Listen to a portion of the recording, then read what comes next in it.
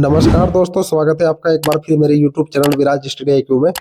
दोस्तों आज हम लेकर आए हैं फार्मास्यूटिक्स मॉडल पेपर नंबर 6, जिसमें टॉप 50 MCQ आपसे यहाँ पर पूछे जाएंगे जो आने वाले सभी एग्जाम के लिए महत्वपूर्ण रहने वाले हैं। तो दोस्तों ज्यादा देरी ना करते शुरू करते हैं पहले क्वेश्चन से। पहले क्वेश्चन में पूछा गया है the number of moles of solute in 1 litre of solution is known as. तो दोस्तों इसको बोलते हैं मोलरिटी। ऑप्शन नंबर बी इसका सही उत्तर होगा। यही बात करें दोस्तों क्वेश्चन नंबर 2 की, तो क्वेश्चन नंबर 2 में पूछा गया है the solubility of weak electrolyte and non polar substance can be increased by adding water miscible solvent, this process is called as. तो दोस्तों इस प्रोसेस को बोलते हैं को-सॉल्वेंट। ऑप्शन नंबर ए इसका सही उत्तर होगा। क्वेश्चन नंबर 3 है दोस्तों the phenomenon in which a substance exit a more than one crystalline form is called as. तो दोस्तों इसको बोलते हैं पॉलीमॉर्फिज्म। ऑप्शन नंबर ए इसका सही उत्तर होगा। क्वेश्चन नंबर 4 में पूछा गया है दोस्तों ratio of velocity of light in vacuum to the velocity of light in substance at same wavelength called as. तो दोस्तों इसको बोलते हैं refractive index. Option number A इसका सही उत्तर होगा। क्वेश्चन नंबर 5 में दोस्तों पूछा गया है EDTA is an example of. तो दोस्तों EDTA एग्जाम्पल होता है हेक्साडीनेटेड लिगैंड का। ऑप्शन नंबर डी इसका सही उत्तर होगा। यही बात करें दोस्तों क्वेश्चन नंबर 6 की, तो क्वेश्चन नंबर 6 में पूछा गया है protein binding distribution of drug. तो प्रोटीन का बाइंडिंग डिस्ट्रीब्यूशन क्या रहता है? ये रहता है दोस्तों डिक्रीज। ऑप्शन नंबर बी इसका सही उत्तर होगा। ये भी आपको याद रखना है। क्वेश्चन नंबर 7 में पूछा गया है the term applied of to solution having the same osmotic pressure. तो दोस्तों इसको बोलते हैं आइसोटोनिक सॉल्यूशन। ठीक है, ऑप्शन नंबर बी इसका सही उत्तर होगा। यही बात करें दोस्तों क्वेश्चन नंबर 8 की, तो क्वेश्चन नंबर 8 में पूछा गया है the pH of the pharmaceutical buffer system can be calculated by. तो पीएच ऑफ फार्मास्यूटिकल बफर की जो होती है वह किसके द्वारा कैलकुलेटेड की जाती है? तो दोस्तों उसको कैलकुलेट करते हैं हेंडरसन हैसलबैच इक्वेशन।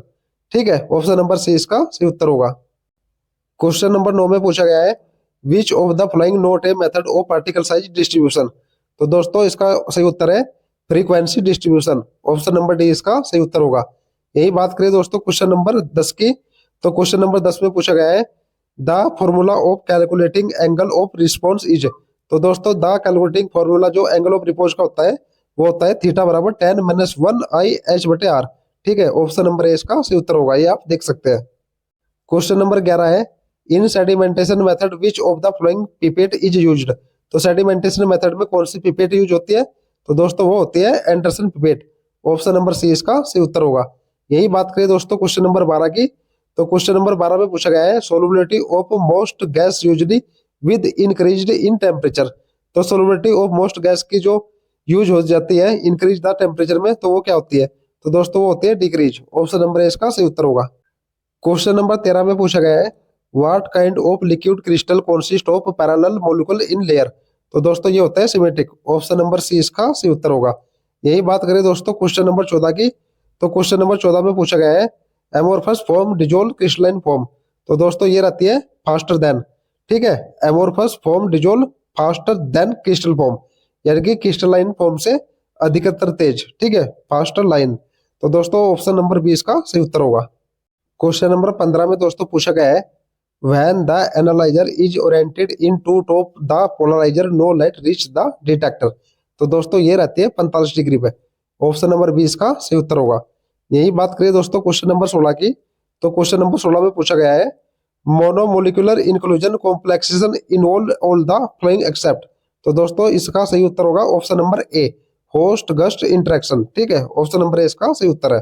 क्वेश्चन नंबर 17 में पूछा गया है बफर सॉल्यूशन। बफर सॉल्यूशन क्या होते हैं? तो बफर सॉल्यूशन होते हैं दोस्तों रेसिस्ट चेंज इन पीएच, जो पीएच में चेंज कर देते हैं। ठीक है, रेसिस्ट चेंज इन पीएच। तो ऑप्शन नंबर बी इसका सही उत्तर होगा। क्वेश्चन नंबर 18 की बात करें, तो क्वेश्चन नंबर 18 में पूछा गया है दोस्तों if the osmotic pressure of a solution is equal to osmotic pressure of plasma it is said to. तो दोस्तों इसको बोलते हैं isotonic solution. Option number A इसका सही उत्तर होगा। क्वेश्चन नंबर 19 में पूछा गया है मेसोमॉर्फिक सबस्टेंस। मेसोमॉर्फिक सबस्टेंस क्या होते हैं? तो दोस्तों ये होते हैं in between solid and liquid, solid और लिक्विड के बीच के। ठीक है, मेसोमॉर्फिक सबस्टेंस। तो ऑप्शन नंबर ए इसका सही उत्तर होगा। यही बात करें दोस्तों क्वेश्चन नंबर 20 की, तो क्वेश्चन नंबर 20 में पूछा गया है which of the following is not a multidentate ligand. तो दोस्तों ये होता है अमोनिया। ऑप्शन नंबर बी इसका सही उत्तर होगा। ये मल्टीडिनेट लीजेंड नहीं होता, ये आपको याद रखना है। क्वेश्चन नंबर 21 में पूछा गया है the change of state form solid to directly into gas is known as.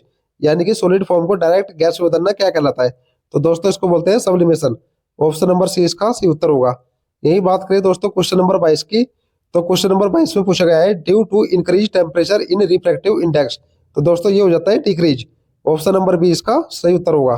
Question number 23 में पूछा गया है the molecule having dipole moment called.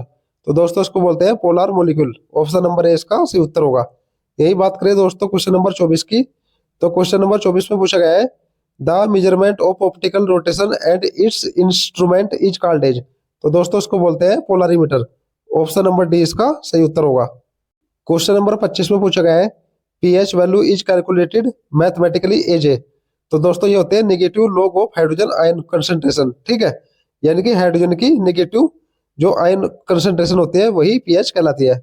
Option number C इसका सही उत्तर होगा। यही बात करें दोस्तों क्वेश्चन नंबर 26 की, तो क्वेश्चन नंबर 26 में पूछा गया है the pH of the calorimetric method is based on the indicator dyer. तो दोस्तों ये होती है इसमें एसिड बेस, यानी कि the pH of calorimetric method is based on the acid base indicator dyer. तो ऑप्शन नंबर डी इसका सही उत्तर होगा। क्वेश्चन नंबर 27 है dissolve solute is an equilibrium to the undissolve solute at definite temperature is known as. तो दोस्तों इसको बोलते हैं saturated solution. Option number C इसका सही उत्तर होगा। यही बात करें दोस्तों क्वेश्चन नंबर 28 की, तो क्वेश्चन नंबर 28 में पूछा गया है what is mean by chelation. ठीक है, तो चिलेशन क्या है। तो चिलेशन होता है दोस्तों complex formation with multidentate ligand. Option number B इसका सही उत्तर होगा। क्वेश्चन नंबर 29 की बात करें the pH of lacrimal fluid is. तो लैक्रिमल फ्लूइड यानी कि जो आंसू होते हैं उनका पीएच कितना होता है, तो वो होता है दोस्तों 7.4।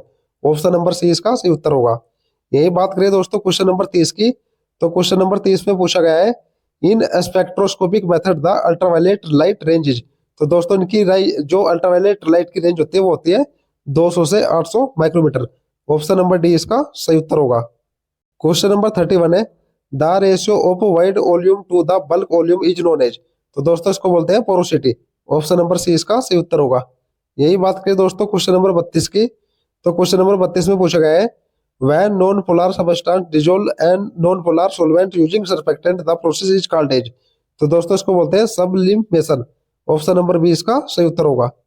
क्वेश्चन नंबर 33 है which of the following co solvent are used to increase the solubility of drug। तो दोस्तों ये इथेनॉल भी होता है, सोर्बिटॉल भी होता है, ग्लिसरीन भी होता है। तो ऑल ऑफ दीज इसका सही उत्तर होगा, यानी कि ऑप्शन नंबर डी। यही बात करें दोस्तों क्वेश्चन नंबर 34 की, तो क्वेश्चन नंबर 34 में पूछा गया है which of the following property are not shared by crystalline solid and amorphous solid। तो दोस्तों इसको बोलते हैं definite melting point. Option number D इसका सही उत्तर होगा। क्वेश्चन नंबर 35 है iodine form a complex when it is dissolved in. तो दोस्तों इसका मतलब होगा टोल्यून। ऑप्शन नंबर बी इसका सही उत्तर होगा। यही बात करें दोस्तों क्वेश्चन नंबर 36 की, तो क्वेश्चन नंबर 36 में पूछा गया है in optical microscopy near about particle must be counted. तो कितने नंबर के पार्टिकल को ये काउंटेड करता है दोस्तों, इसका सही उत्तर होगा 625। ऑप्शन नंबर बी इसका सही उत्तर होगा। क्वेश्चन नंबर 37 है डिजोल्यूशन एपरेटस एज पर आईपीएज। ठीक है, जो डिजोल्यूशन एपरेटस होता है वो आईपी के अनुसार क्या है, तो दोस्तों वो है पैडल एंड बास्केट टाइप का। ठीक है, ऑप्शन नंबर सी इसका सही उत्तर होगा। यही बात करें दोस्तों क्वेश्चन नंबर 38 की, तो क्वेश्चन नंबर 38 में पूछा गया है the size of basket type apparatus in drug dissolution. तो दोस्तों इसका साइज होता है 0.381 मिलीमीटर। ऑप्शन नंबर ए इसका सही उत्तर होगा। क्वेश्चन नंबर 39 है when size of particle in between. तो दोस्तों ये रहता है फ्लोकुलेटेड सस्पेंशन का। ऑप्शन नंबर बी इसका सही उत्तर होगा।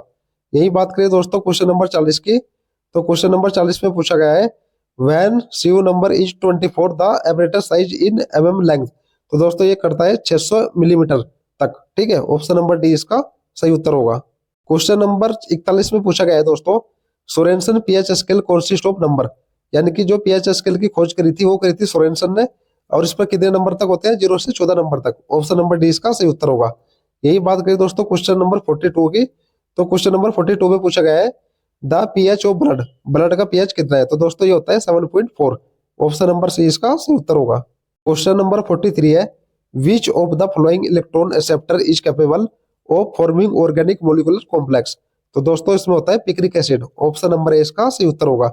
यही बात करें दोस्तों क्वेश्चन नंबर 44 की, तो क्वेश्चन नंबर 44 में पूछा गया है which 3 bond are obtain in Hansen solubility parameter, में कौन से 3 बॉन्ड है जो हैंसन सोलिबिलिटी पैरामीटर प्राप्त करते हैं।